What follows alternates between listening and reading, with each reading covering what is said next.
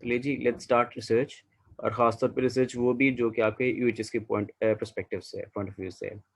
तो पहली चीज़ कि रिसर्च है क्या? रिसर्च बेसिकली किसी भी चीज़ को ढूँढना, समझना और उसके आगे से आप उसको आप इलैबोरेट करो कि आपका जो सवाल है वो उसको आंसर कर सके, वो रिसर्च है।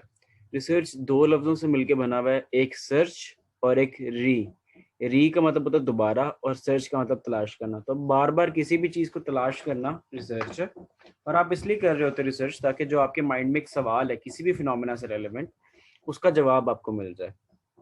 रिसर्च में जो खासी एक मेजर बात है जो कि एक आम तलाश से अलग उसे डिफरेंशिएट करती है। बंदा और भी बड़ी चीज़ें ढूंढता है बंदा घर में पेन ढूंढता है, पेंसिल ढूंढता है, चाबियां गुम जाती ढूंढता है, तो वो भी एक तलाश है। लेकिन रिसर्च किस तरह अलग है एक नॉर्मल रिसर्च से?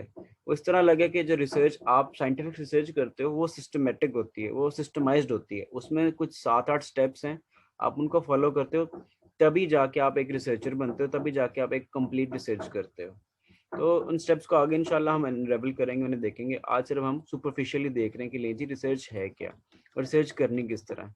तो ऑफ कोर्स रिसर्च सबसे पहले स्टार्ट होगी ऑब्जर्वेशन से। आप जब तक ऑब्जर्व नहीं करोगे तब तक आप रिसर्च नहीं कर सकते। आपका यूएचएस में एक सवाल आता है, what are the steps of research, ठीक है, what are the steps of research cycle. तो ये जो साइकिल अगर आप इसे समझ लो तो आप उस 5 नंबर के सवाल को बखूबी एक्सप्लेन कर सकते हो और 5 में से 5 नंबर इजीली ले सकते हो। तो क्या है, पूछता है रिसर्च साइकिल क्या है? रिसर्च साइकिल ये है कि आप सबसे पहले किसी फिनोमेना को ऑब्जर्व करते हो, किसी भी कुदरती चीज को जो कि हो रही है आप उसे ऑब्जर्व करते हो। इसलिए ऑब्जर्व नहीं करते कि आप कुछ जवाब निकालो, आप उसे बस इंटरेस्ट लेके समझ रहे होते हैं। लेट्स से सूरज निकल रहा है, आपने इस सूरज के निकलने को, सूरज के तुलू होने को आपने ऑब्जर्व किया। अब आप ऑब्जर्व करते करते अब आप थिंकिंग पे चले जाते हो। थिंक में आप कुछ भी कर सकते हो, आप कोई भी चीज उसके अंदर से आप शॉर्ट लिस्ट कर सकते हो। अच्छा, सूरज तुलू होता है तो सूरज तुलू होते हुए येलो क्यों होता है, दोपहर में ऑरेंज क्यों हो जाता है? या आप सोच सकते हो कि सूरज अच्छा यार सुबह 5 बजे क्यों तुलू हो रहा है, या रोजाना 2 मिनट का गैप क्यों आ रहा है? थिंक करने से आपके पास एक क्वेश्चन जनरेट हो जाता है। जब आपके पास क्वेश्चन जनरेट हो जाता है ना, आप हाइपोथेसिस की तरफ चले जाते हो। आप एक एक स्टेटमेंट देने लग जाते हो यार कि शायद इसलिए तो इस तरह होता है। मतलब मैंने सूरज की बात की, तो आप देखते हो कि रोजाना 2 मिनट कम हो रहे हैं टाइम में, तो आप इस कंक्लूजन में चले जाते हो कि यार शायद दुनिया जो है वो आगे की तरफ जा रही है, आगे की तरफ घूम रही है, इसलिए सूरज हमें 2 मिनट पहले नजर आ रहा है रोजाना। ये आपका एक हाइपोथेसिस है, एक स्टेटमेंट आ गई। लेकिन ये आती कब है? जब आप कुछ सोचते हो, जब आप कुछ ऑब्जर्व करते हो। जब आप कुछ सोच लेते हो, ऑब्जर्व कर लेते हो, तब आप प्लानिंग की तरफ चले जाते हो। और प्लान क्या है? रिसर्च साइकिल अलग चीज है और रिसर्च की एग्जीक्यूशन अलग चीज है। अभी हम रिसर्च साइकिल पढ़ रहे हैं। प्लान के अंदर आ जाएगा कि आपने जो सोचा है आप उसे डीकोड किस तरह करोगे। और अगर हम रिसर्च साइकिल की वजह से बात करें, तो थिंकिंग और प्लानिंग एक पार्ट है कि जो आपने सोच लिया है, आपने उसे एग्जीक्यूट किस तरह करना है। और जब कभी एक सवाल आ जाएगा कि थिंकिंग या रिसर्च एग्जीक्यूशन का समझाएं, तब आप अपने इस पूरे प्लान को अनरावल करोगे कि लिए जी प्लान के अंदर क्या होगा कि मैं हाइपोथेसिस बनाऊंगा, हाइपोथेसिस टेस्टिंग करूंगा, ये मेथड लगेगा, ये मेरा प्रोटोकॉल होगा। वो प्लानिंग के अंदर पूरी एक अलग चीज़ है। तो रिसर्च साइकिल के अंदर हम सुपरफिशियली बात करते हैं कि हम सोचेंगे और उसके ऊपर प्लान बनाएंगे कि हमने इसे साबित कैसे करना है। प्लान जो है फिर हम उसको और उसके हिसाब से डाटा कलेक्ट करेंगे। अच्छा, डे 1 था, सूरज 5 बजे निकला। डे 2 था, सूरज 4 बज के 48 मिनट पे निकला। डे 3 था, सूरज 4 बज के 38 मिनट पे निकला। अब हमने डिफरेंट डिफरेंट डेज का डाटा कलेक्ट किया। डाटा कलेक्ट करने के बाद हमने इसे एनालाइज करना स्टार्ट कर दिया कि यार अच्छा, रोजाना ये हम देख रहे हैं कि 10 मिनट के गैप से ना ये सूरज पीछे जा रहा है, लेकिन 30 दिनों के बाद ये 10 दिनों का गैप चेंज होके 5 मिनट के गैप में रह जाता है। तो अब आप इस सारे एनालिसिस से कुछ कंक्लूजन निकालने की कोशिश करोगे। जो कंक्लूजन निकल आएगा आप उसको फिर पब्लिश कर दोगे। पब्लिश होगा, उसके खिलाफ या तो कोई सोसाइटी में या कोई रिसर्च कम्युनिटी में उसके खिलाफ बात होगी, या उसको रिजेक्ट कर दिया जाएगा या उसे एक्सेप्ट कर लिया जाएगा। एक्सेप्ट कर लिया जाएगा तो बहुत अच्छी बात है। रिजेक्ट कर लिया जाएगा तो आप दोबारा से देखोगे कि मेरी क्या चीज़ रिजेक्ट हुई है, दोबारा से सोचोगे, दोबारा से डाटा कलेक्ट करोगे, दोबारा से एनालाइज करके दोबारा से आप नई कंक्लूजन पे आओगे। तो ये आपकी रिसर्च साइकिल है। बच्चों, यहाँ तक आपको समझ आ रही है कि रिसर्च है क्या? अभी आप लोग बोल सकते हैं मेरी वीडियो रिकॉर्ड पॉज की हुई है। ये सर आ रही है। ठीक है, आगे चलें। मैं तेज तेज तो नहीं चल रहा ज़्यादा? नो सर, ठीक है। ठीक है। इसी तरह बेटा ये स्लाइड है कि आपको इमेजिन करना पड़ता है किसी भी हाइपोथेसिस से पहले पहुंचने के लिए आपको ऑब्जर्व करके इमेजिन करना पड़ता है। जब तक आप इमेजिन नहीं करते तब तक आप एक हाइपोथेसिस नहीं बना सकते। आपने एक चीज तो देख ली कि मछलियां तैरती हैं, सूरज निकलता है, आसमान नीले रंग का है, बारिश होती है, ये तो ठीक है। लेकिन जब तक आप कुछ इमेजिन नहीं करते, जब तक आप एक माइंड में बात ही नहीं ना लेके आते कि यार ये इस शायद इस प्रोटोकॉल से ये चल रहा है या शायद इस प्रोटोकॉल के तहत ये फिनोमेना हो रहा है, तब तक आप कोई बना नहीं सकता हाइपोथेसिस। ऑब्जर्वेशन ऑब्जर्वेशन रह जाएगी अगर आपने कुछ अपना उसके आगे एक थॉट नहीं एडजस्ट किया। तो थॉट फॉर्मेशन भी बड़ी जरूरी है। इसके आगे हम देखते हैं क्या है।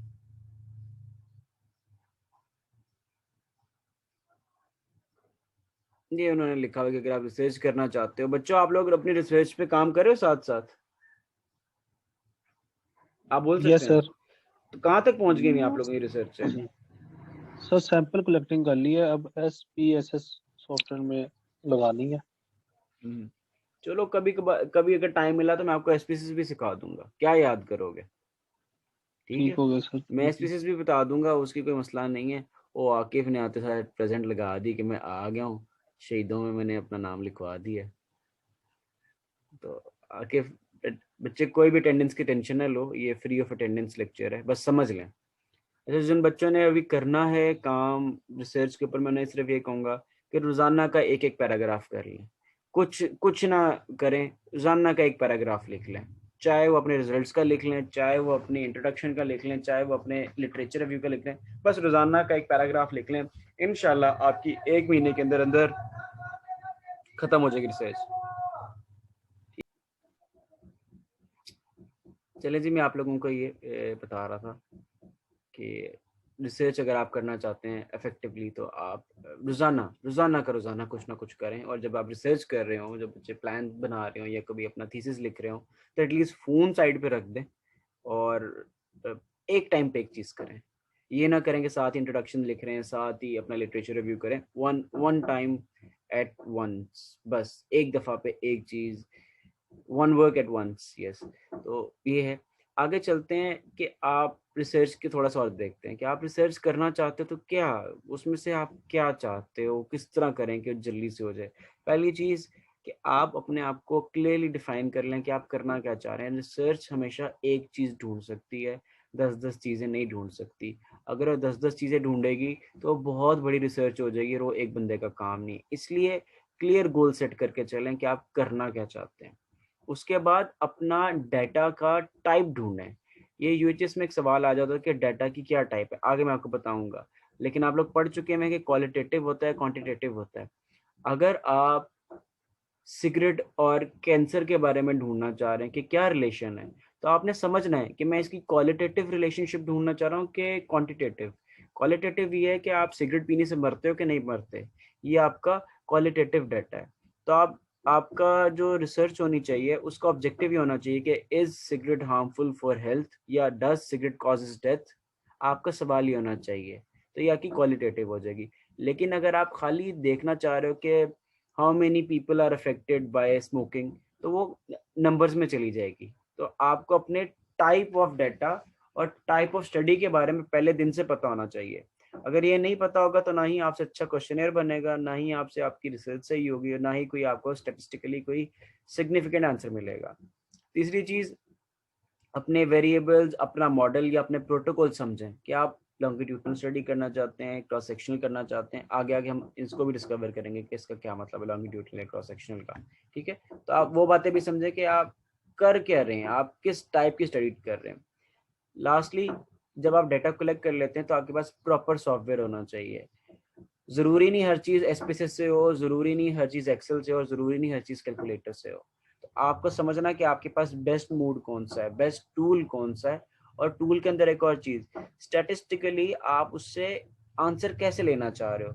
पता चले आपको फाइंड करनी थी स्टैंडर्ड डेविएशन और आप सारा टाइम उसका मीन मॉड मीडियन निकाल के बैठे हुए और आपको आंसर ही नहीं पता चल रहा। मतलब आपको ये तो पता है कि लोग कितने फेल होते हैं, लेकिन आपको उसका प्लस माइनस नहीं पता। आपको एवरेज तो पता है कि पाकिस्तान में 50 बच्चे जी उसका फेल हो जाते हैं या कैल्शियम की कमी का शिकार हैं या आयरन की कमी का शिकार हैं, लेकिन आपको उसका प्लस माइनस ही नहीं पता, स्टैंडर्ड डेविएशन ही पता कि स्टैंडर्ड से कितने लोग डेविएट कर रहे हैं। तो आपको अपना टूल भी पता होना चाहिए कि आप स्टैटिस्टिकली से क्या फाइंड आउट करना चाह रहे हो। बाकी चीज़ें ये है कि अपनी इंटरप्रिटेशंस को संभाल के रखें, उनके उनके अगेंस्ट आप अच्छे पैरामीटर्स इस्तेमाल करें और उनको वेल डिफाइंड पैरामीटर्स इस्तेमाल करें। ये ना हो के लिए जी आप हाइट जो है वो आप विंग स्केल से निकाल रहे हैं, या अगर आप एक बंदा है आप उसकी बॉडीली मेजरमेंट कर रहे हैं तो खाली वजन ले लिया, उसकी हाइट ली ही नहीं। तो एक एक पैरामीटर, एक एक टूल, एक एक अपना वेरिएबल पहले से वेल डिफाइंड करके रखें, ठीक है।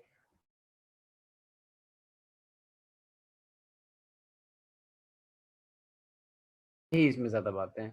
इसके आगे अलावा आगे चलते हैं टाइप्स ऑफ रिसर्चेज। ये ज़्यादा यूएचएस के हिसाब से कह लें कि इंपॉर्टेंट सवाल है। यूएचएस पूछ लेता है कि रिसर्च की टाइप्स क्या हैं। नेमिंगली जो लिखी हुई बेसिक होती है, अप्लाइड होती है, क्वांटिटेटिव, क्वालिटेटिव, क्लिनिकल, डायग्नोस्टिक। आपको इसमें आगे और बताता जाता हूँ कि इनके अंदर फ़र्क क्या है और क्या तीन बेसिक। क्या आप किसी भी चीज़ को समझना चाह रहे हो, बेसिक को आप प्योर भी कह सकते हो, फंडामेंटल भी कह सकते हो। फंडामेंटल इसलिए कह सकते हो कि आपको जब तक शुरू वाली बात नहीं पता, बेसिक बात नहीं पता, तो तब तक आप रिसर्च नहीं कर सकते। अगर आप सूरज के ऊपर रिसर्च करना चाह रहे हो और आपको बेसिक लॉ ही नहीं पता कि light travels in straight path, तो आप रिसर्च अगली कर ही नहीं सकते। तो इन बेसिक रूल्स को जो बनाने के लिए, इन बेसिक नॉलेज को जो बनाने के लिए जो रिसर्चेज होती हैं वो बेसिक रिसर्चेज होती हैं, और यूजुअली ये एक्सेप्ट होके लॉज बन जाती हैं, ठीक है। मैंने जैसे एग्जांपल दी कि light travels in straight path, तो ये एक बेसिक रिसर्च है। इसके ऊपर एक्सपेरिमेंट करके पता चल गया है हमें कि जो लाइट है वो सीधे रास्ते से चलती है, और अभी यूनिवर्सली एक बात है, और इससे हमारा नॉलेज बढ़ गया है। इसके बाद चलते हैं अप्लाइड रिसर्च। अप्लाइड रिसर्च जो आपके पास बेसिक नॉलेज है, अगर आप उसको किसी चीज़ में अप्लाई कर लें तो वो आपकी अप्लाइड रिसर्च बन जाती है। मेरे पास बेसिक नॉलेज था कि लाइट जो है वो हमेशा सीधे पाथ में ट्रेवल करती है। इसको देखते देखते मैंने टेलीस्कोप बना ली, इसको देखते देखते मैंने ग्लाइडोस्कोप बना ली, इसको देखते देखते मैंने दूरबीन बना ली, इसको देखते हुए मैंने वो सबमरीन वाली वो दूरबीन बायनोकुलर्स बना लिए कि वो पानी के नीचे से वो एक टूटी सी ऊपर निकलती है और आप पानी से लेके अपनी सरफेस तक सब देख लेते हो। वो किस तरह के उस जो ट्यूब है उसके अंदर डिफरेंट ग्लास लगे होते हैं, लाइट एंटर करती है और रिफ्लेक्ट करते हुए स्ट्रेट लाइन में चलती है और आपको बाहर का नज़ारा दिखाती है। इसमें हो क्या रहा है कि आपके पास जो बेसिक नॉलेज था रिफ्लेक्शन का और लाइट की ट्रैवलिंग का, आपने उसे अप्लाई कर लिया। इससे आपका जो सवाल है या जो प्रॉब्लम है वो सॉल्व हो जाती है। नेक्स्ट चल के देखते हैं, नेक्स्ट है इसी के अंदर फर्दर आ जाती है क्वालिटेटिव और क्वांटिटेटिव। क्वांटिटेटिव बेसिकली क्या है कि जिसमें आपको नंबर्स चाहिए, जिसमें आपको पॉपुलेशन का साइज पता चल करना है, जिसमें आपको स्टैट्स मतलब आपको स्टैटिस्टिक्स चाहिए कि कितने लोग बूढ़े हैं, कितने लोग जवान हैं, कितनी उम्र में मर जाते हैं, कितने कमाते हैं, कितना खर्चा करते हैं, एवरेज वेट क्या पाकिस्तान का, पाकिस्तान में आयरन कितना है, हीमोग्लोबिन कितना है, पर हाउस में बच्चे कितने हैं, पर हाउस में सैलरी कितनी आती है, सारा क्वांटिटेटिव है।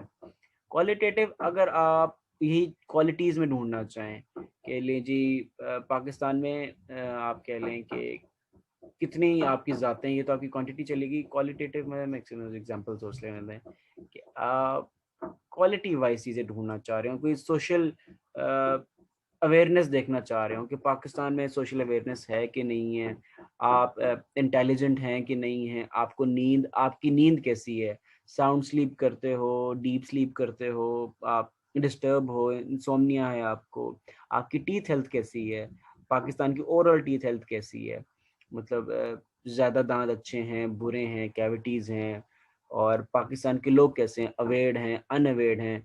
ये जो चीज़ें हैं कि जिसमें आप लोगों को करैक्टरिस्टिक पता चले लोगों के, वो आपके पास क्वालिटेटिव है।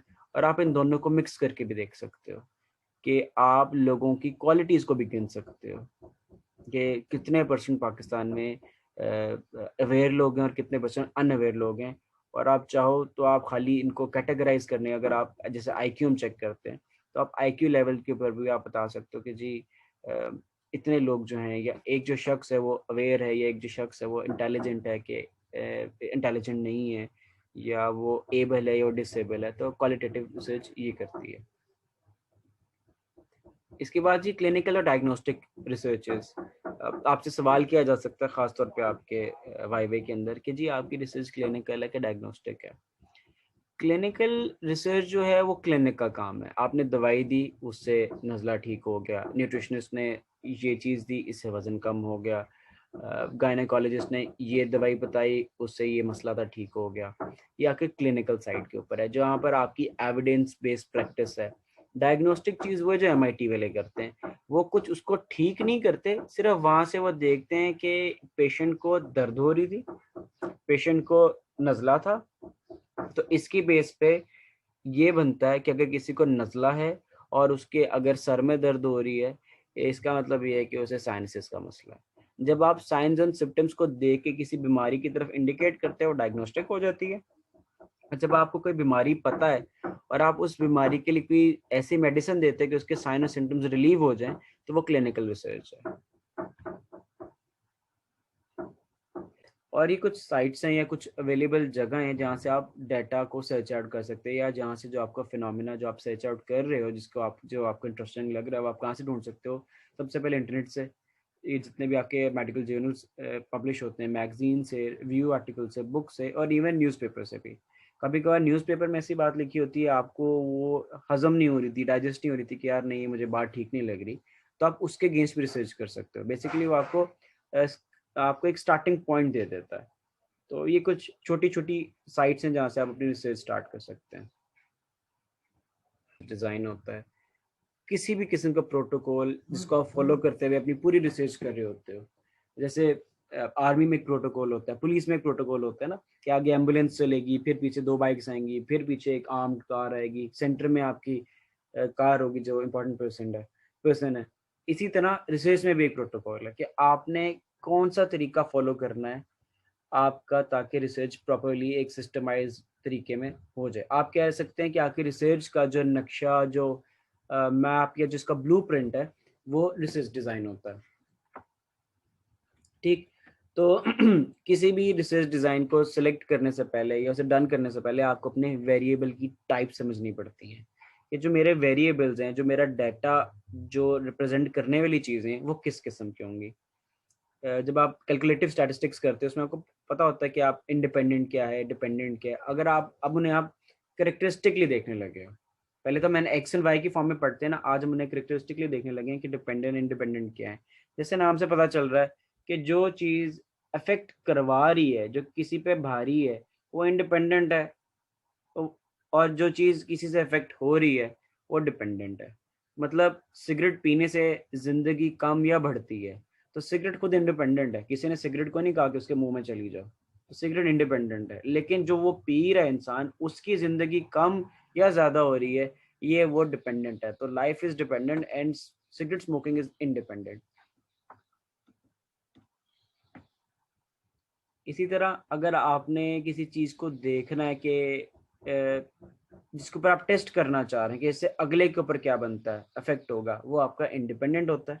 और जो बेचारा चेंज हो रहा है या जिसकी वजह से कोई रिस्पॉन्स आ रहा है, ये जो आपका आउटकम है, वो आपका डिपेंडेंट वेरिएबल है। तो वंस आप ये जान लेते हैं, फिर आप चलते हैं अपने प्रोटोकॉल्स की तरफ। तो सबसे पहले आ जाते हैं आपकी ऑब्जर्वेशनल रिसर्च। ऐसी चीज़ जिसमें आप देख रहे हो कि दुनिया में क्या हो रहा है और खुद उसमें कुछ इंटरवेंशन नहीं कर रहे, खुद उसमें मुदाखलत नहीं कर रहे, या खुद जो आपका इंडिपेंडेंट वेरिएबल आप उसको नहीं छेड़ रहे, वो ऑब्जर्वेशनल है।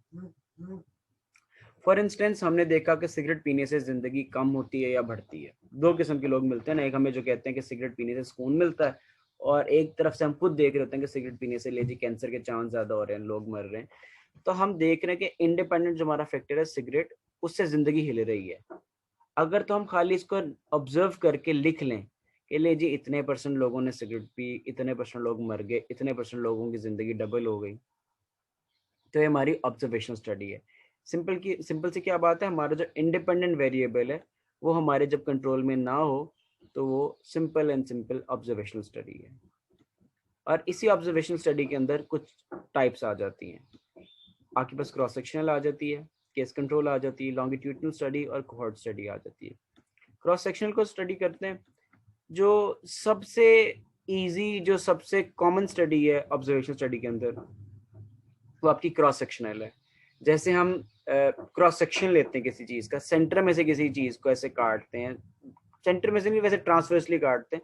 हम किसी चीज़ को एक स्लाइस लेते हैं, वैसे ही है कि एक कोने से शुरू होती है, दूसरे कोने पे जाके ख़त्म होती है, दरमियान में कहीं रुकती नहीं है। इसी तरह ये स्टडी है, आप बस एक दफ़ा एक पेशेंट से मिलते हो, उससे एक ही दफ़ा अपना सवाल पूछते हो और बस आगे चले जाते हो। मतलब मैं आपकी क्लास में आता हूँ, मैं सब बच्चों को एक क्वेश्चन पेपर देता हूँ कि ले जी बताएं आप लोग सिगरेट पीते हैं कि नहीं पीते और क्या आपकी शादी हुई है कि नहीं हुई। आप सब ने एक दफ़ा उसका जवाब देना, या तो टिक कर दोगे या क्रॉस कर दोगे, और वो मुझे एक ही दफ़ा ज़िंदगी में दोगे, दोबारा आप कभी दोबारा ऐसा क्वेश्चनर फिल नहीं करोगे। तो ये जो क्वेश्चनर ले लिया और जो मैंने स्टेप फॉलो किए, ये क्रॉस सेक्शनल है।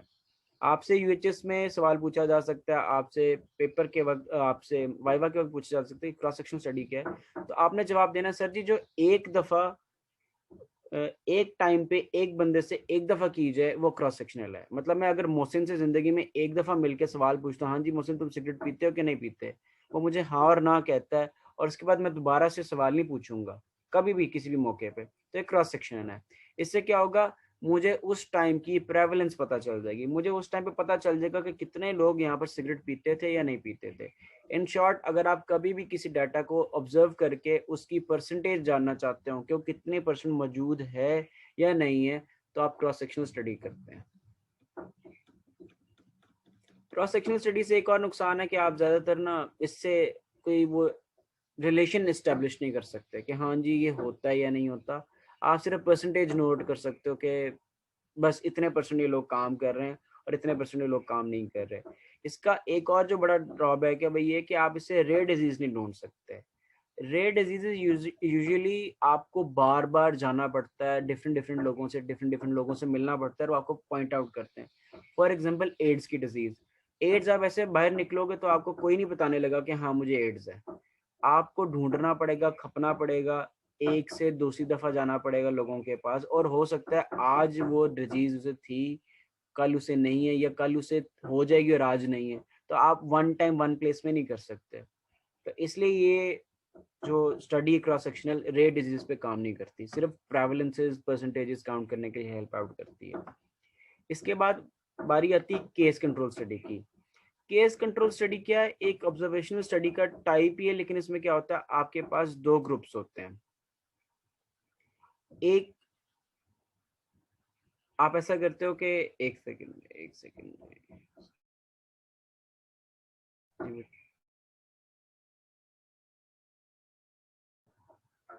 Yes yes sir. Sir. Case control के ऊपर मैं बात बता रहा था कि केस कंट्रोल भी एक क्या कहते हैं cross sectional observational type study type है। इसमें क्या होता है कि आपके पास दो ग्रुप्स होते हैं और आप उन दो ग्रुप्स का आउटकम डिफरेंट एक्सपीरियंस कर रहे होते हो। मतलब आप देखते हो कि एक बंदा है वो सिगरेट पी रहा है और उसकी ज़िंदगी कम हो रही है, उससे खांसी आ रही है, और दूसरा बंदा देख रहे हो कि वो भी सिगरेट पी रहा है लेकिन ना उसे खांसी आ रही है ना उसकी ज़िंदगी कम हो रही, बल्कि बड़ा खुश है, वो कहता है मैं तो ज़िंदगी मेरी बिल्कुल ठीक है।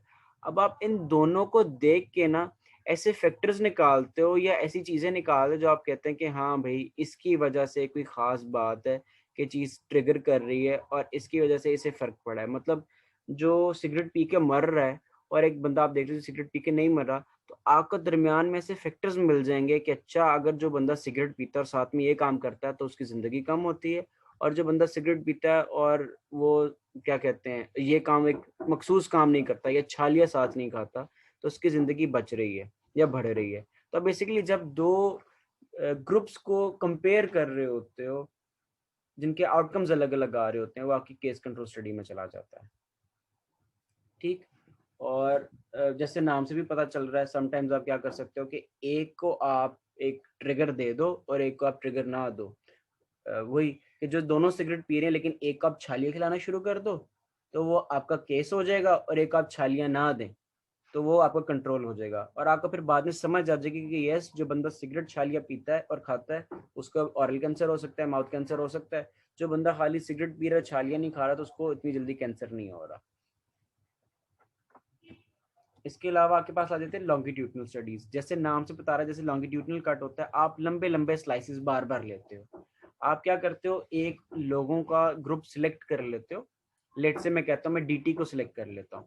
इस ग्रुप में खास बात ये होगी कि इनके अंदर कोई ना कोई कॉमनैलिटी होगी। अक्सर क्या कहते हैं लॉन्गिट्यूड, एक सेकेंड, अक्सर क्या होता है लोग ले लेते हैं प्रेग्नेंट औरतों को सिलेक्ट कर लेते हैं। कि नहीं जी इनके ऊपर हम रिसर्च करेंगे, पहले महीने पे, फिर दूसरे महीने पे, या पहले फर्स्ट ट्राइमेस्टर में करेंगे, सेकंड ट्राइमेस्टर में करेंगे, थर्ड ट्राइमेस्टर में करेंगे। बेसिकली एक ही पेशेंट के ऊपर जब बार बार आप कोई ऑब्जर्वेशन कर रहे होते हो तो वो आपकी लॉन्गिट्यूडनल स्टडी बन जाती है। आप उससे बार बार मिलते हो और बार बार सवाल करते हो। तो अगर आपको कभी यूएचएस में सवाल आ जाए, या आपका कभी एग्जामिनर आपसे पूछ ले कि भाई differentiate between cross sectional and longitudinal study, तो आप सिंपल कहोगे कि cross sectional one time one place one patient होती है। जो लॉन्गिट्यूडनल है वो मल्टीपल टाइम्स होती है, लेकिन पेशेंट जो आपका होता है सेम होता है। आप उससे और मल्टीपल टाइम्स पे हो सकती है, आप बार बार अपने पेशेंट से पूछते हो। फॉर एग्जांपल प्रेग्नेंट औरत है, आप उससे पहले ट्राइमेस्टर में पूछोगे, हाँ जी आपको पहले ट्राइमेस्टर में उल्टियाँ आई थी, वो कहेगी हाँ। दूसरे ट्राइमेस्टर में पूछोगे उल्टियाँ आई, वो कहेगी नहीं। तीसरे में पूछोगे, वो कहेगी कभी कभी आ जाती थी। तो आपके पास ऐसे मल्टीपल जब रिस्पॉन्सेज आ जाएंगे तो आप एंड पे एक बात बना सकोगे कि जी प्रेगनेंसी के अंदर पहले महीने में बड़ी उल्टियाँ आती हैं, दूसरे में नहीं आती, तीसरे में कभी कभी आ जाती है। तो ये आपका लॉन्गिट्यूडनल डाटा है। इससे आपको प्रेवलेंस मिल जाती है, लेकिन डिफरेंट डिफरेंट टाइम स्पैन के ऊपर, डिफरेंट टाइम के ऊपर आपको डिफरेंट आंसर्स मिल जाते हैं। नेक्स्ट आ जाते हैं कोहॉर्ट के ऊपर। कोहॉर्ट क्या होता है कि एक आप ऐसा ग्रुप सेलेक्ट कर लेते हैं जिनके अंदर एक स्पेसिफिक बात होती है और आप इनके ऊपर ही क्रॉस सेक्शनल स्टडी लगा देते हैं। मसलन आप समझें वही प्रेग्नेंट औरतें, उन सब के अंदर कॉमन बात क्या है कि वो सारी प्रेग्नेंट हैं, या डीटी के बच्चे हैं, उन सब में कॉमन क्या बात है कि वो डीटी ही वाले हैं। अब आप इनके ऊपर इसी तरह जैसे आप लॉन्गिट्यूडनल स्टडी कर रहे थे, बार बार इनसे आप कुछ सवाल पूछोगे। मतलब आप हर 2 महीने के बाद सवाल पूछोगे कि लिए जी बायोस्टैट्स की समझ आती है, बायोस्टैट्स की समझ आती है, बायोस्टैट्स की समझ आती है कि नहीं आती। तो आपको बच्चे हर 2 महीने के बाद कभी कहेंगे हाँ आई, कभी हाँ कहेंगे नहीं आई। तो आपके पास एक बिल्टअप हो जाएगा कि ये लोग हैं जिनके अंदर एक कॉमन बात थी, उनको बायोस्टैट्स की समझ हर 2 महीने के बाद या तो बढ़ती है या घटती है। कोहॉर्ट में और लॉन्गिट्यूडनल स्टडी में खास तौर पे फर्क है। खास तौर पे फर्क है कि लॉन्गिट्यूडनल में लाजमी नहीं है कि एक जैसा ही उनका कोई करेक्टरिस्टिक हो। मैंने आपको प्रेग्नेंट औरतों की एग्जांपल दे दी, लेकिन उसमें कॉमन बात तो प्रेगनेंसी आ गई ना। उसमें अगर आप लॉन्गिट्यूडनल में देखते कि जो औरतें लड़कों के साथ और जो औरतें बेबी गर्ल्स के साथ एक्सपेक्ट कर रही होती हैं, प्रेग्नेंट होती हैं, क्या उन्हें उल्टियाँ होती हैं कि नहीं होती। आपने देखा उनका करेक्टरिस्टिक अलग हो गया कि एक के पास बेटा था एज अ फीटल फॉर्म में, और एक के पास गर्ल थी फीटस फॉर्म में, फीटल फॉर्म में। तो आप उनको डिफ्रेंशिएट करके उनसे आप मल्टीपल टाइम्स सवाल पूछे, लॉन्गिट्यूडनल थी। लेकिन अगर आप प्रेग्नेंट औरतें ऐसे ही लेते जिन सबके पास लड़कियां थी और आप तब पूछते कि जी इन्हें उल्टी आती है कि नहीं आती, तो उनमें एक बात कॉमन शेयर हो रही थी। वो जो होगा वो आपका कोहॉर्ट होगा। सिंपली ऐसा ग्रुप जो सेम करेक्टरिस्टिक एक्सपीरियंस कर रहा हो और आप उससे ऊपर बार बार सवाल पूछें तो वो कोहॉर्ट है। और ऐसा ग्रुप जो कि सेम करेक्टरिस्टिक्स फॉलो नहीं करता, उनके पास सेम चीज़ें नहीं है और आप उनसे बार बार सवाल पूछें तो लॉन्गिट्यूडनल स्टडी है।